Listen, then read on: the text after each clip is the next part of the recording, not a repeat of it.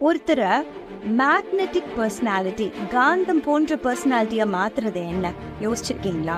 அவங்களோட சிரிப்போ, அவங்களோட ட்ரெஸ்ஸோ, பர்ஃப்யூமோ இல்லை, அவங்களோட சின்சியாரிட்டி. உப்புள்ள உணவுக்கும் உப்பில்லாத உணவுக்கும் வித்தியாசம் சொல்றதுன்னு அவ்வளோ கஷ்டமா? சின்சியர் பர்சனுக்கும் இன்சின்சியர் பர்சனுக்கும் வித்தியாசம் சொல்றதும் ஒரு கஷ்டமே கிடையாது. நம்மளை விட மற்றவங்களுக்கு நல்லா தெரியும்.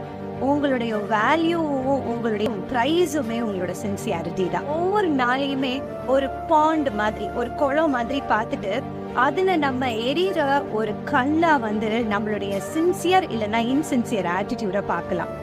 எந்த கல் எரிஞ்சாலும் ரிப்பிள்ஸ் வரும்.